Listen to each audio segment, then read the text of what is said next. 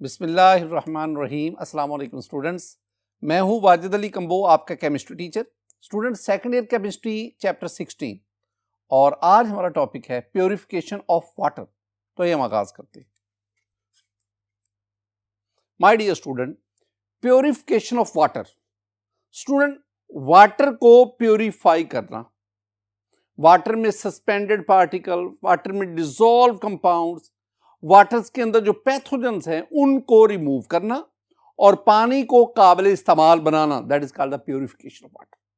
My dear student, मैं ना दो तरह के वाटर उसका जिक्र करूंगा, एक है सरफेस वाटर और एक ग्राउंड वाटर। सरफेस वाटर से मेरी मुराद है वो पानी जो जमीन की सतह पर है, यानी water in ponds, canals, lakes, rivers, sea, all this kind of water is called surface water. Ground water वो पानी जो जेरे जमीन है, जिसको हम पंपिंग के जरिए, जिसको हम ट्यूबवेल्स के जरिए या किसी और जरिए से बाहर निकालते हैं, that is called the ground water. अब ये जो सरफेस वाटर और ground water, they both are used for drinking and other domestic purposes. अब क्वालिटी ऑफ वाटर जो है ना, that very from place to place. मैंने दो तरह के पानी का जिक्र किया। माय डियर स्टूडेंट, जो ग्राउंड वाटर होता है ना, वो कंपैरेटिवली, वो नॉर्मली जो है वो क्लीन होता है और अनट्रीटेड, आप उसको ट्रीट ना भी करें, उसको इस्तेमाल किया जा सकता है। लेकिन जो सरफेस वाटर है, that is very much contaminated, that is very much polluted, और इसको ट्रीट किए बगैर, प्योरीफाई किए बगैर आप इसको इस्तेमाल नहीं कर सकते। ये जो पोल्यूटेड वाटर, मैं इसे अपना रॉ वाटर कहूंगा। रॉ वाटर कह दो, कंटेमिनेटेड वाटर कह लो, पोल्यूटेड वाटर कह लो। माय डियर स्टूडेंट, ये जो रॉ वाटर है, इसकी जो प्योरिफिकेशन है उसमें डिफरेंट स्टेजेस इन्वॉल्व हैं। जैसे कि आपके पास है aeration. Aeration it means to settle the suspended particles. Next we have the coagulation of small particles and suspended matter. Then we have the precipitation. Then we have the removal of the solid matter, जिसे हम filtration कहते हैं. And we have the disinfection. Disinfection means to kill the viruses, to kill the bacteria in water. ये different stages हैं। आज के lecture में मैं तीन मेजर स्टेजेस जो हैं प्योरिफिकेशन वाटर की, तीन मेजर स्टेजेस, उनका मैं तज़किरा करूंगा। स्टूडेंट, मैं आपके साथ डिस्कस करूंगा एरेशन, मैं आपके साथ डिस्कस करूंगा कोआगुलेशन, और मैं आपके साथ डिस्कस करूंगा डिसइंफेक्शन। ये तीन चीजें जो हैं, ये तीन स्टेजेस जो हैं, ये मैं तो पहले मैं आगाज करता हूं एरेशन से। माय डियर स्टूडेंट, एरेशन क्या मतलब है? एरेशन का मतलब है पासिंग एयर थ्रू वाटर। पानी में से हवा को, रॉ वाटर में से, पोल्यूटेड वाटर में से, कंटेमिनेटेड वाटर में से हवा को पास करवाना, that is called the aeration. अब इसमें देखें एरेशन का पर्पस क्या है। अच्छा, पहले मैं आपको बताता हूं एरेशन होती कैसे। एरेशन मुख्तलिफ तरीकों से होती है। जैसे कि अगर आप देख सकते हैं, ये एक बहुत बड़ा प्लांट है जहां पे एरेशन हो रही है। ये आपको ये वाटर जो है ना, ये ऐसे लग रहा है जैसे वाटर बॉयल कर रहा है। ये बॉइलिंग ऑफ वाटर नहीं हो रही, ये एक्चुअली वाटर में एयर जो है उसको पास। बिल्कुल इसी तरह आप इस तरीके से भी एरेशन को देख सकते हैं। माय डियर स्टूडेंट, आप मुख्तलिफ तरीकों से एरेशन ऑफ रॉ वाटर ये करते हैं। अच्छा, एरेशन, इससे फायदा क्या होता है, इससे हम क्या हासिल क्या करना चाहते हैं? तीन चार पॉइंट जरा देखें। पहली बात, एरेशन के जरिए हम ना डिसॉल्व्ड गैसेज जो हैं, पानी के अंदर जो डिसॉल्व गैसेज है, जैसे कि you have the foul smelling hydrogen sulphide, foul smelling बदबूदार हाइड्रोजन सल्फाइड है, ऑर्गेनो सल्फर कंपाउंड्स हैं, और वोलाटाइल ऑर्गेनिक कंपाउंड्स। यानी हम एरेशन के जरिए क्या करना चाहते हैं, हम डिसॉल्व गैसेज, जिसमें हाइड्रोजन सल्फाइड की बात है, जिसमें नियोन की बात है, जिसमें मीथेन है, कार्बन डाइऑक्साइड है, ये डिफरेंट गैसेज हैं जो वाटर के अंदर डिसॉल्व हैं, हम इन गैसेस को रिमूव करवाना चाहते हैं। साथ ही साथ organo sulphur compounds which are dissolve in water, aeration से ऑर्गेनिक सल्फर कंपाउंड ये भी रिमूव होते हैं, और वोलाटाइल ऑर्गेनिक कंपाउंड्स।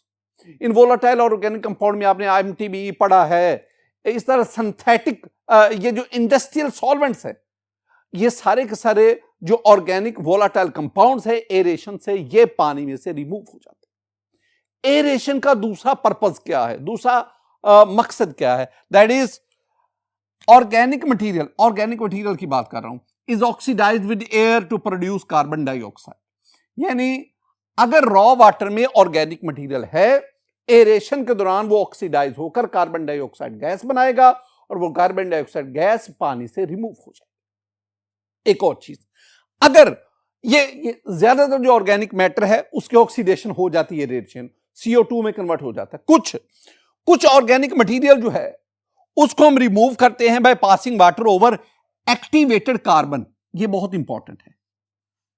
यानी कुछ ऑर्गेनिक मटेरियल तो एरेशन के दौरान ऑक्सीडाइज होकर CO2 में कन्वर्ट हो गया, लेकिन कुछ ऑर्गेनिक मटेरियल जो है ना उसको रिमूव करवाने के लिए हम वाटर को एक्टिवेटेड कार्बन में से पास करवाते हैं, उसके ऊपर से पास। और ये जो एक्टिवेटेड कार्बन है ये भी उसको गैसियस फॉर्म में, ऑर्गेनिक मटेरियल को गैसियस फॉर्म में कन्वर्ट करके ये उसको उस ऑर्गेनिक मटेरियल उससे प्योरीफाई कर देता है, साफ कर देता है। एक और बहुत बहुत इंपॉर्टेंट है, और वो क्या है कि एरेशन के दौरान अगर वाटर के अंदर ये अगर +2 आए ना तो इसे कहते हैं फेरस सीन। अगर 2 आए तो सीन, और अगर 1 आए तो काफ, फेरिक। अगर वाटर के अंदर फेरस आइन है, फेरस आइन आर वाटर सोल्यूबल, ये पानी में हल हो जाते हैं। अगर ये पानी में हल होंगे तो फिर तो ये रिमूव करना मुश्किल है। तो हम क्या करते हैं, एरेशन के दौरान ये जो फेरस आइन है ये ऑक्सीडाइज होकर फेरिक आइन में कन्वर्ट होती है। +2 फेरस, एरेशन के दौरान ये फेरस ऑक्सीडाइज होकर फेरिक आइन में कन्वर्ट होती है, and this ferric is converted into ferric hydroxide. These ferric hydroxide they are insoluble in water, पानी में हल नहीं होता, प्रेसिपिटेट बनकर सेटल डाउन हो जाता है, सेडिमेंटेशन हो जाती है, और फिर हम उस सॉलिड को रिमूव कर लेते हैं बाय मींस ऑफ फिल्ट्रेशन। इसका मतलब है ये जो काम हो रहा है, यानी फेरस का ऑक्सीडाइज होकर फेरिक में, और फिर उससे ferric hydroxide, insoluble ferric hydroxide बनता, और उसको हम फिल्ट्रेशन के जरिए रिमूव कर देते हैं। ये भी एरेशन के से ही हासिल होता है। एरेशन के 3 मकासद हो गए, फॉल स्मेलिंग गैसेस, इस तरह आपके पास VOC volatile organic compound, sulphur organic compound, इनकी रिमूवल हो गई, और ऑर्गेनिक मटेरियल ऑक्सीडाइज होकर CO2 में या एक्टिवेटेड कार्बन उसकी मदद से हम उसको रिमूव कर गए। तीसरा काम क्या हुआ, फेरस फेरिक में कन्वर्ट हुआ, और फेरिक जो है वो हाइड्रोक्साइड की शक्ल में प्रेसिपिटेट हुआ, सेडिमेंटेशन हुई, और यूं वो वाटर से रिमूव हो। 2 और बहुत इंपॉर्टेंट चीज, एक क्या, माय डियर स्टूडेंट, आप जो एरेशन कर रहे हैं ना, aeration improves the oxygen level of raw water. Oxygen जिसे हम कहते हैं डू, डिसॉल्व ऑक्सीजन, तो एरेशन से डू बढ़ती है, डिसॉल्व ऑक्सीजन की कंसंट्रेशन बढ़ती है। और एक बहुत बहुत इंपॉर्टेंट, और वो क्या है, aeration raises the pH of water. ये हमारे टेक्स्ट बुक में नहीं लिखा हुआ, लेकिन मैं कहता हूं आपको ये आना चाहिए। एरेशन जो है वो वाटर की pH को भी इंक्रीज करती है।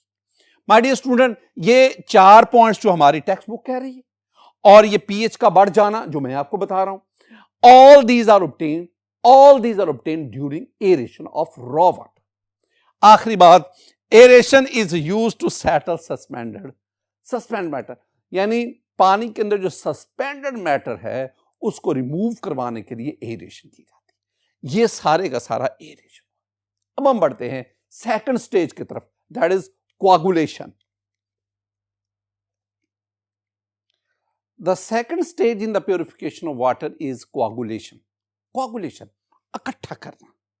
अच्छा, coagulation में हम क्या करते हैं स्टूडेंट? coagulation में the materials which are suspended or in the form of colloidal form or present in a colloidal form in raw water are removed by coagulation.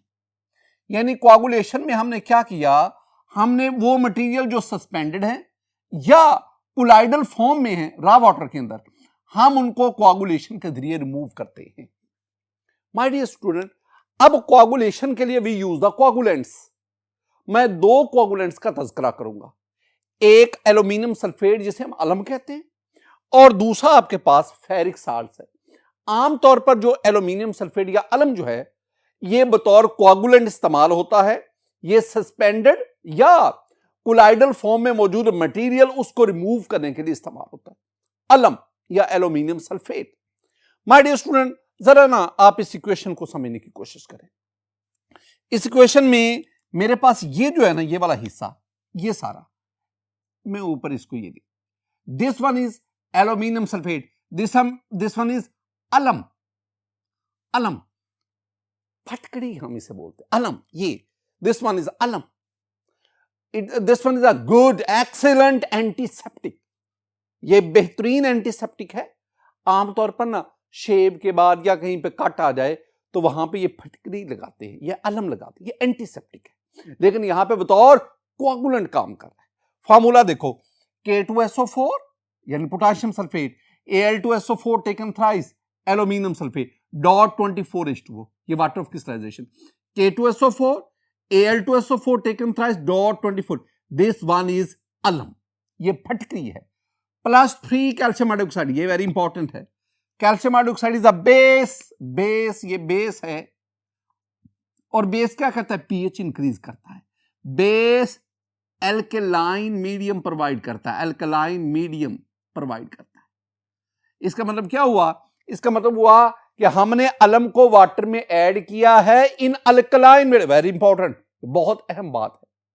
अच्छा क्या क्या बनेगा हमारे पास ना, पहली तो ये बात है कि हमारे पास ये कैल्शियम है, Ca 3 कैल्शियम है, और ये SO4 ले लो, तो आपके पास ये बना 3,3CaSO4 कैल्शियम सल्फेट, प्लस आपके पास ये एल्यूमिनियम और ये OH, ये आपके पास बनेगा 2AlOH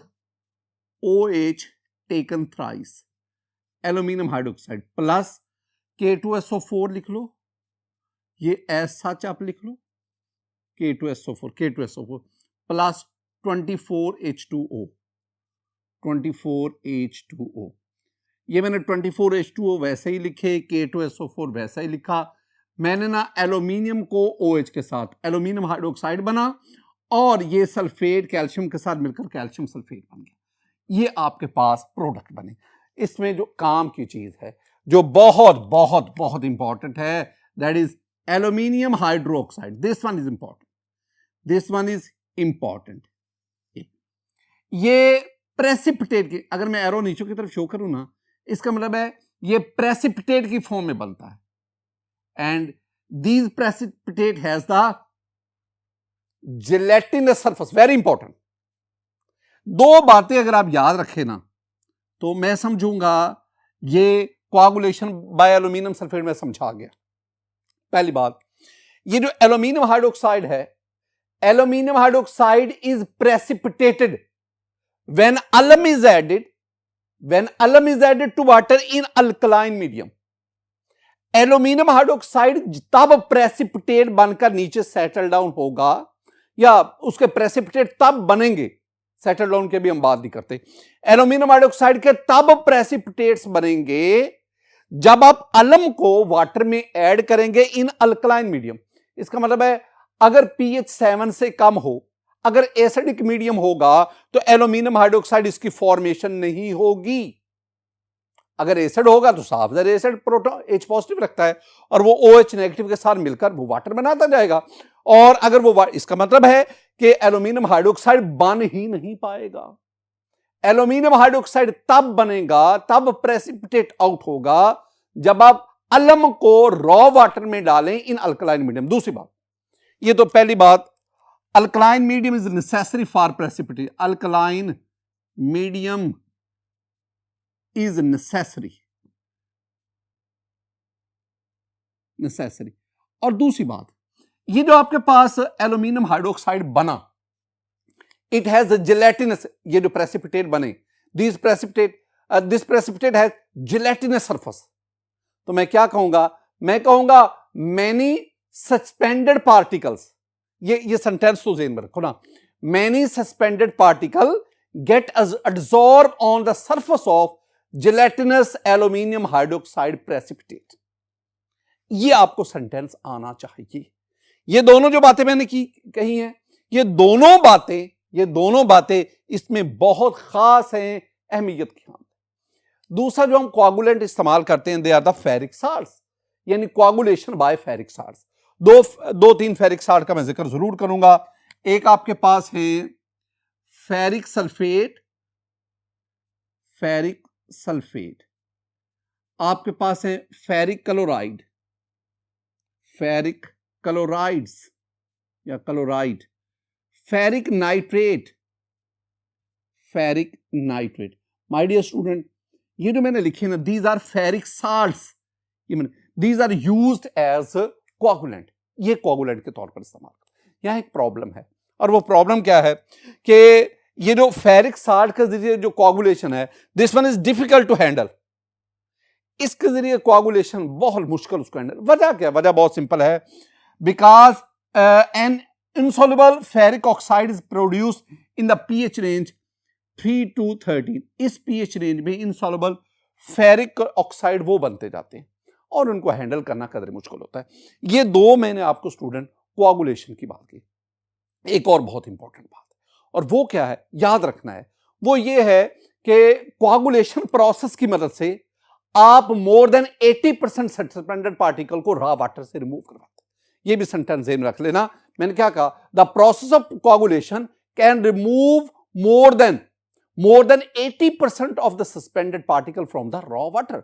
it means coagulation is very useful method, is बहुत बहुत अहम। मैं ना आपसे एक बात करना, कंसेप्चुअली बात करना चाहता हूं। कोआगुलेशन होती कैसे है?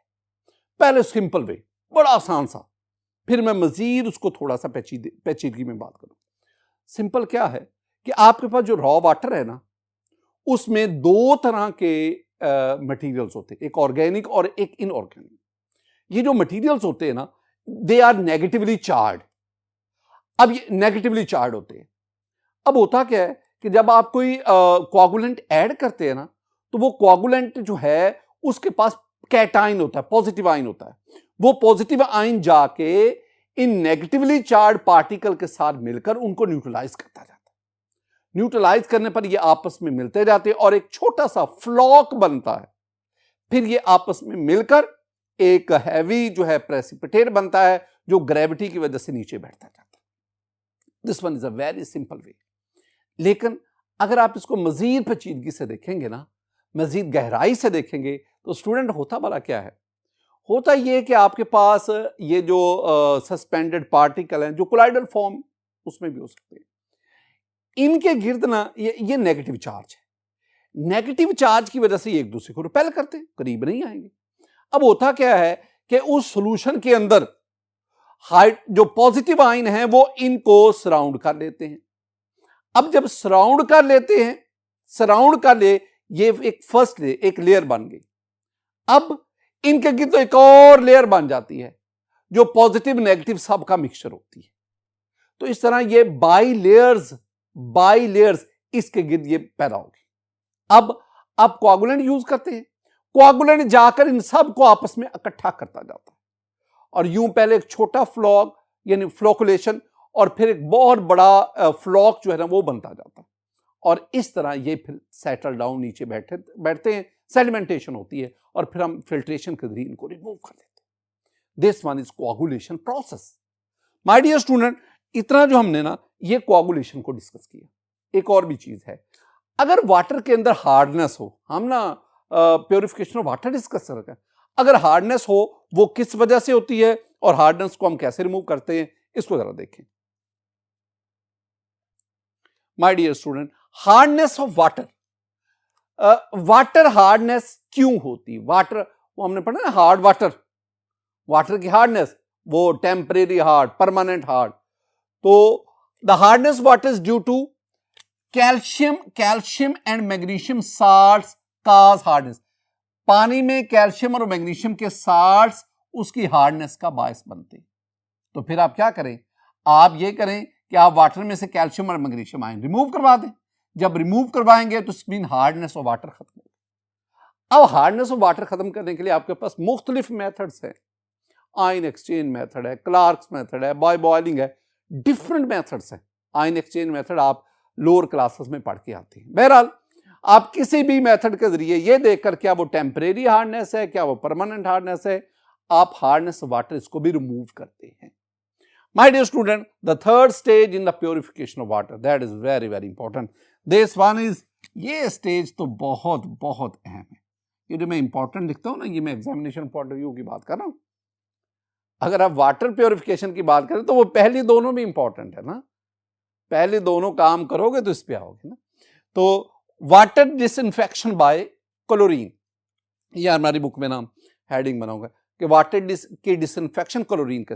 अच्छा पहले मैं ना डिसइंफेक्शन का मानी जानना चाहता हूं। देखिए डिसइंफेक्शन होता है, डिसइंफेक्शन का मतलब है टू किल और inactive the disease causing organisms, and these disease causing organisms are called pathogens. तो पैथोजेंस को किल करना, पैथोजेंस जो है उनको इनएक्टिव करना, this one is called the disinfection. हम ना डिसइंफेक्शन के लिए मुख्तलिफ कंपाउंड, मुख्तलिफ वे यूज करते हैं। माय डियर स्टूडेंट, वाटर की डिसइंफेक्शन क्लोरीनेशन के जरिए, क्लोरामाइंस के जरिए, ओजोन के जरिए, यूवी लाइट उसके जरिए, ये सारी की सारी प्राइमरी डिसइंफेक्शन। माय डियर, इसके अलावा स्टूडेंट आप क्लोरीन डाइऑक्साइड को KMnO4 को इस्तेमाल कर लें, या नैनो फिल्ट्रेशन के जरिए भी आप डिसइंफेक्शन कर सकते हैं। मैं ना ज्यादा जो फोकस करूंगा ना डिसइंफेक्शन, वो क्लोरीन के जरिए, यानी क्लोरीनेशन जिसे हम कहते हैं। तो क्लोरीनेशन इसको हम डिस्कस करते हैं। माय डियर स्टूडेंट, क्लोरीनेशन के जरिए यानी water disinfection by chlorine, chlorination जिसे हम कहते हैं, क्लोरीनेशन ऑफ वाटर। क्लोरीन आप जानते हैं Cl2, क्लोरीन एक हैलोजन है। माय डियर स्टूडेंट, क्लोरीन जो है at normal pressure, chlorine is a toxic yellowish green gas, but at high pressure, at very high pressure, it exist in the form of liquid. ये liquid state में exist करती है। ये जो chlorine है ना, क्लोरीन ये नॉर्मल प्रेशर पर अगर इसको इनहेल करें, this one is lethal, it causes the death, even death. इसलिए इसको जब भी इस्तेमाल किया जाए, इसको क्लोरीन से डिसइंफेक्शन इज वेरी एफिशिएंट, बहुत बेहतरीन तरीका। लेकिन इसके डिसएडवांटेजेस भी हैं। कायनात में हर एक चीज का एडवांटेज भी है, डिसएडवांटेज भी है। वो तो फिर देखा जाता है ना कि दोनों में से एडवांटेजेस और डिसएडवांटेज दोनों में से डोमिनेट कौन करता है। क्लोरीन के बारे में, chlorine is frequently used to disinfect water. पहले तो ये होगा कि वाटर डिसइंफेक्शन के लिए कसरत से इस्तेमाल होती है। Very effective in killing pathogens. तो ये पैथोजेंस को किल करने में बहुत ज्यादा। पैथोजेंस क्या है? वेरी सिंपल, वो ऑर्गेनिजम्स, माइक्रो ऑर्गेनिजम्स जो बीमारियों का बायस बनते, जो इंसान में बीमारी। तो पैथोजन क्या है? पैथोजेंस काज सीरियस वाटर बोर्न डिजीजेस, जिसमें टाइफाइड है, कॉलरा है और बहुत सारे। टाइफाइड मुयादी बुखार, कॉलरा, हैजा, इस जैसी और कई बीमारियां हैं जो इन पैथोजेंस में मैं बैक्टीरिया का जिक्र करूंगा। बैक्टीरिया से मुख्तलिफ किस्म की वाटरबॉर्न डिजीज। पैथोजेंस में मैं वायरसेस का जिक्र करूंगा, और वायरसेस आप जानते हैं बहुत सारी बीमारियां, इसमें प्रोटोजोआ वो भी शामिल है, और भी कई माइक्रो ऑर्गेनिजम्स या ऑर्गेनिजम्स जो इन पैथोजेंस में शामिल है। लेकिन मेरा फोकस जो है वो ज्यादातर बैक्टीरिया और वायरसेस इन पे ही रहेगा। My dear student, disinfection by chlorine is inexpensive, ज्यादा महंगा नहीं है, सस्ता काम है। क्लोरीन इज इजीली अवेलेबल, और इसके जरिए डिसइंफेक्शन ज्यादा। उसमें सिर्फ और सिर्फ ये अगर आप ना देख लेंगे तो ये अपरेटस सेटिंग है। इसके लिए आपके पास ये एक लिक्विड क्लोरीन टैंक है, इसके साथ ये इंजेक्टर है, इंजेक्टर के बाद ये मुख्तलिफ किस्म की शॉट, और बाद में ये इसको वाटर के अंदर, जब क्लोरीन को वाटर में मिक्स करते हैं ना, तो दो चीजें बड़ी इंपॉर्टेंट होती है, टाइम और कंसंट्रेशन। टाइम और कंसंट्रेशन, कितनी देर के लिए और कितनी अमाउंट में क्लोरीन आप वाटर में इंजेक्ट कर रहे हैं, ये दो बहुत बहुत इंपॉर्टेंट होती है। यानी अगर क्लोरीन का स्टे टाइम वाटर में बहुत कम होगा तो साफ ज़रा पैथोजेंस किल नहीं करेगा, और अगर आप उसकी कंसंट्रेशन बढ़ा देंगे तो डेफिनेटली हार्मफुल भी साबित हो सकती है। तो ये टाइम और concentration of chlorine during chlorination is very very important. एक और चीज आ गई, that is hypochlorous acid, HOCl, hypochlorous acid. ये असल में क्लोरीन से ही मैंने निकाला है, को नहीं ला रहा, क्लोरीन से ही। Hypochlorous, this one is most commonly used disinfecting. एक तो डिसइंफेक्टिंग एजेंट हमने क्लोरीन को कहा, chlorine is frequently used to disinfect water, and the second disinfecting agent that is hypochlorous acid. याद रखना है HOCl, हाइपो, HOCl भी लिख लो, HClO भी लिख लो, एक ही बात, हाइपोक्लोरस एसिड। हाइपोक्लोरस एसिड के बारे में कुछ और बातें। माय डियर स्टूडेंट, HOCl के बारे में बाकी बातें कि HOCl is a neutral covalent compound, neutral covalent compound, and it kills micro organisms readily by passing through their cell membrane. Micro organism को किल करता है कैसे? उनकी सेल मेम्ब्रेन में से पास करके। ये जरा ना नोट करना है कि सेल मेम्ब्रेन में से पास करेगा, सेल मेम्ब्रेन में से पास करके उसमें छेद करता जाएगा साइटोप्लाज्म तक, और फिर वहां पे जाके ना ये मौजूद एंजाइम उनको इनएक्टिव करता जाता है और इस तरह जो है पैथोजेंस उसको किल करता है। My dear student, HOCl is unstable, very much reactive and can not be store. आप इसको 1 महीने से ज्यादा देर के लिए स्टोर नहीं कर सकते। हाईली अनस्टेबल है, वेरी मच रिएक्टिव। जो स्टेबल हो, जो अनस्टेबल होगा वो रिएक्टिव होगा, जो अनस्टेबल होगा उसको आप लंबे अरसे के लिए स्टोर नहीं कर सकते। अच्छा, HOCl कैसे प्रोड्यूस होता है? एक तो बहुत बहुत आसान सा तरीका ये आप देखेंगे कि क्लोरीन वाटर में ऐड करो। जब क्लोरीन को वाटर में ऐड करते हैं ना, जरा गौर से आप देखिएगा स्टूडेंट, ये क्लोरीन है Cl क्लोरीन, वाटर में ऐड करो H2O, ये मैंने क्लोरीन लिखा है Cl2, Cl2 लिखा है, और वाटर को मैंने लिख दिया 2 हाइड्रोजन H2 और 1। अब होता क्या है, ये आपस में मिले, ये जब ये मिले तो ये बन गया HOCl, और ये और वाटर के अंदर है ना, एक आपके पास क्या बना, एक बन गया जी HOCl जो हम बनाना चाहते हैं। This one is called hypochlorous acid जिसके हम बात कर रहे हैं, और साथ H पॉजिटिव, साथ Cl नेगेटिव, Cl नेगेटिव। अब ये रिएक्शन फॉरवर्ड जाएगा, सॉल्यूशन में हाइड्रोजन आयन की कंसंट्रेशन बढ़ेगी। अगर हाइड्रोजन आयन की कंसंट्रेशन बढ़ेगी तो pH डिक्रीजेस, तो सॉल्यूशन की pH क्या करेगी, कम होती जाएगी। ये जो HOCl है, ये HOCl, this one is a weak acid. अब जरा देखो, ये जो HOCl है जो कि एक वीक एसिड है, ये भी आयोनाइज होगा, और ये हाइड्रोजन आयन H पॉजिटिव और OCl negative, this one is hypochlorite ion. दोनों इक्वेशन ही देखो ना, chlorine plus water, you have the HOCl plus H positive plus Cl negative. और दूसरी बात क्या है, ये जो HOCl है ये फर्दर आयोनाइज होगा, it gives the H positive and OCl negative. ये जो OCl नेगेटिव है, this one is called hypochlorite ion, और ये जो HOCl है, this one is called hypochlorous acid, और ये जो Cl2 है, this one is called chlorine gas. और एक और भी चीज देखें कि जब ये रिएक्शन फॉरवर्ड जाता है तो सॉल्यूशन में हाइड्रोजन आयन की, जब हाइड्रोजन आयन की कंसंट्रेशन बढ़ती है, H पॉजिटिव की कंसंट्रेशन बढ़ने का मतलब है pH कम हो रही है, pH कम हो रही है। 3 चीजें इसमें हैं, एक Cl2, फिर आपके पास HOCl, और फिर आपके पास OCl नेगेटिव। ये जो तीनों हैं, दीज आर कॉल्ड फ्री और अवेलेबल क्लोरीन। यही वो डिसइंफेक्टिंग एजेंट है, यही वो 3 हैं जो पैथोजेंस को किल करते हैं। ये पैथोजेंस को 3, दीज आर कॉल्ड फ्री और अवेलेबल क्लोरीन। अच्छा, एक बात याद रखना, ये रिएक्शन तब पॉसिबल है अगर pH 7 से कम होगी।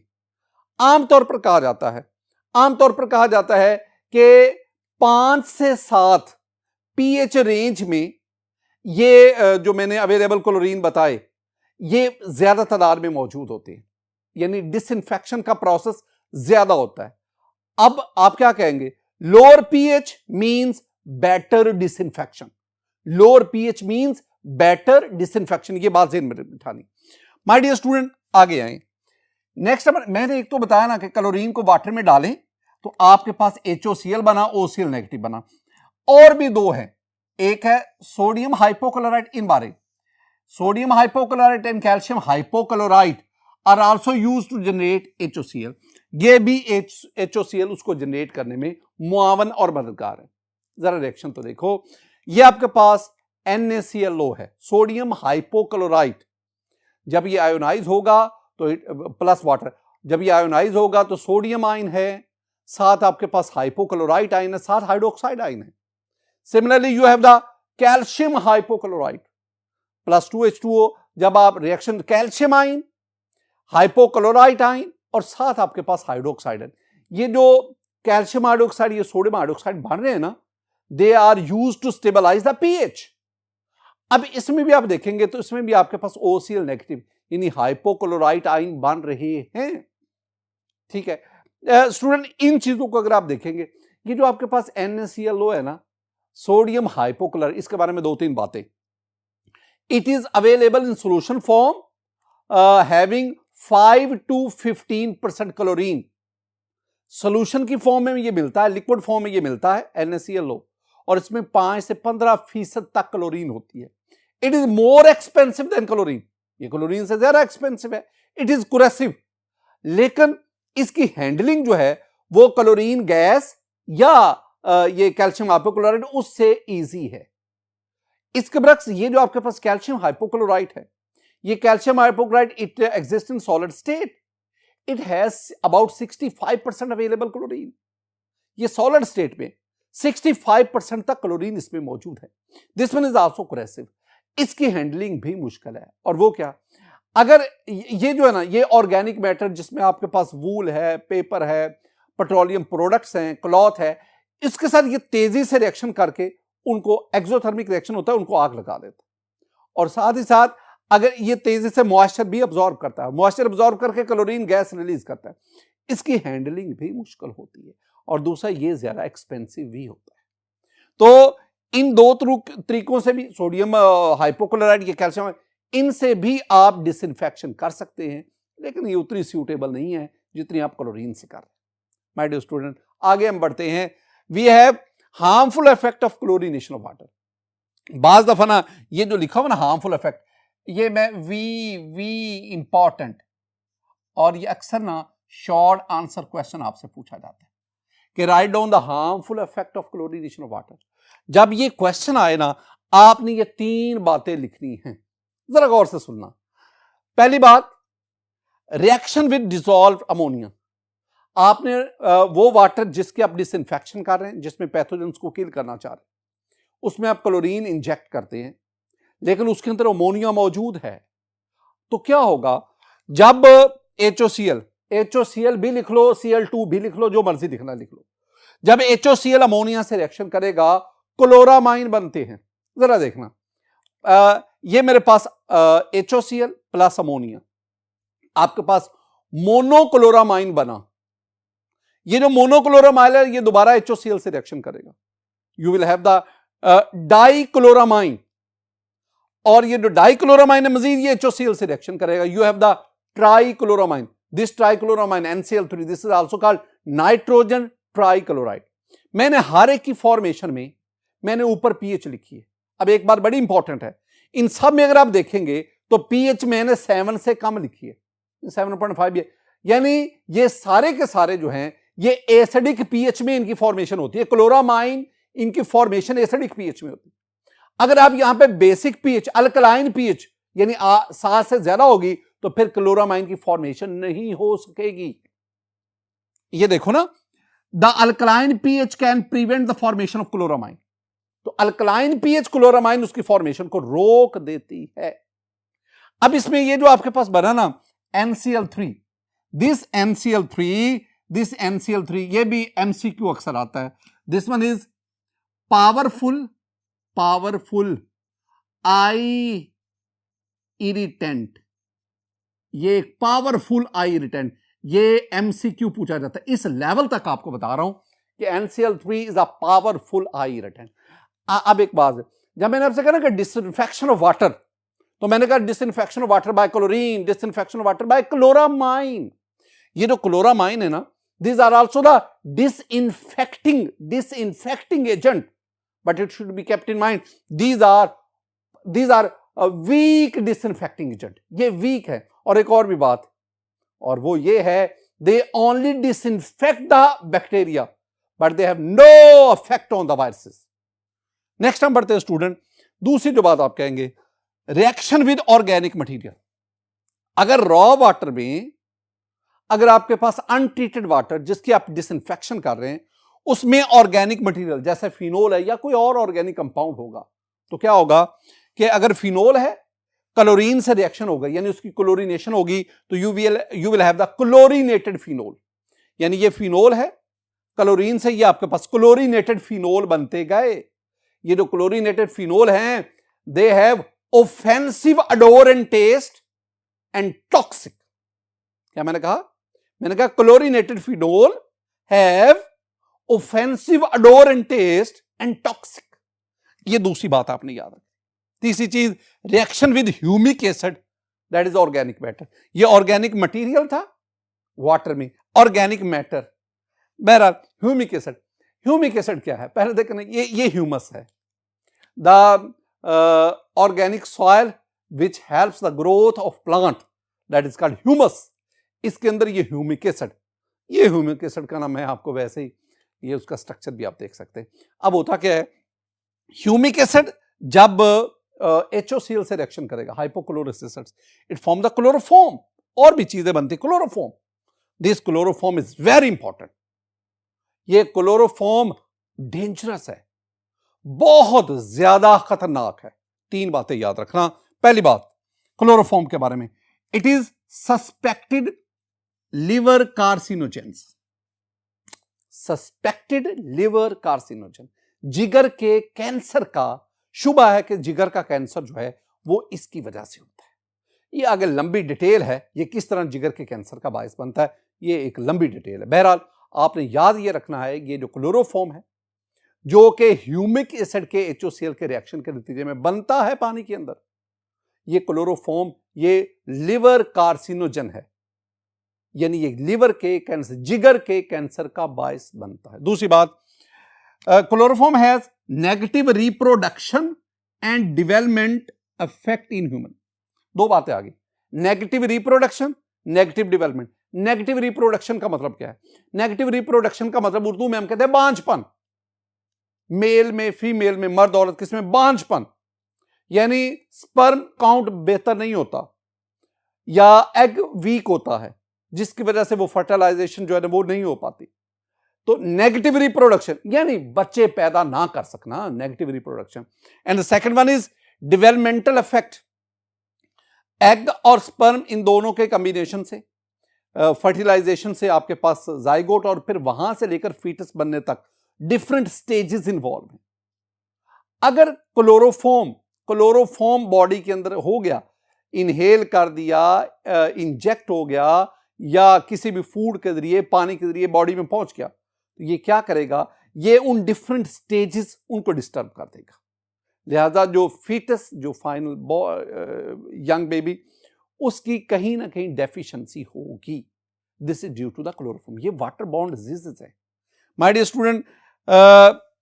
एक और भी चीज, drinking chlorinated water increases the risk of bladder and rectal cancer. Bladder मसाने का कैंसर और रेक्टल यानी रेक्टम, उसका लार्जेंस्टाइन का वो लास्ट वाला पोर्शन, रेक्टम के कैंसर वो क्लोरीनेटेड वाटर की ड्रिंकिंग से होता है।